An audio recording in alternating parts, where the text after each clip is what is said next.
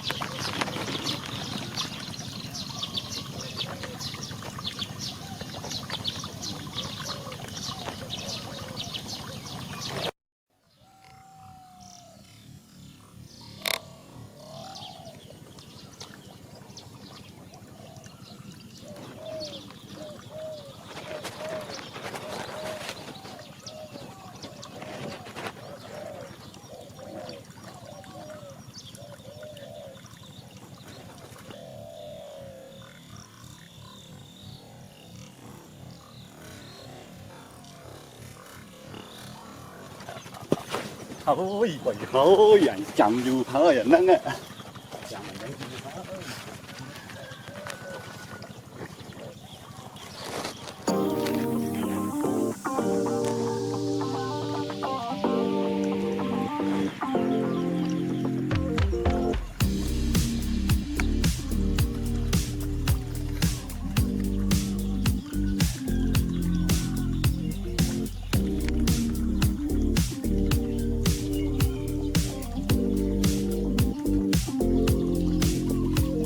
kia rồi bông con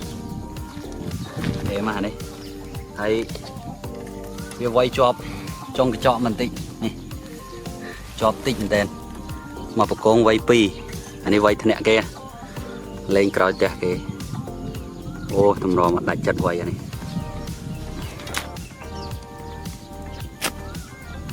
em này nè nè mở cái bao đang này nè kia rồi em nè quay chọp nèแต่นี้ตั้งแต่มาเลกับขมายได้บรรทัยบอคลังสงสัยมาเลเนี่ยด้านดิตึมกัดกับตัวให้เนี่ยสงสัยตึมรุ่ยกัดสะอาดที่ละกัดกับตัวเหลืองสะอาดอันนี้ลือโซทเนี่ยย้มมอเรลได้ออกคนบองปนออกเนี่ยสำหรับการตามด้านในวิดีโอเยิงก็มีแต่ประเด็นได้จูบเนี่ยในวิดีโอกรอยบายบาย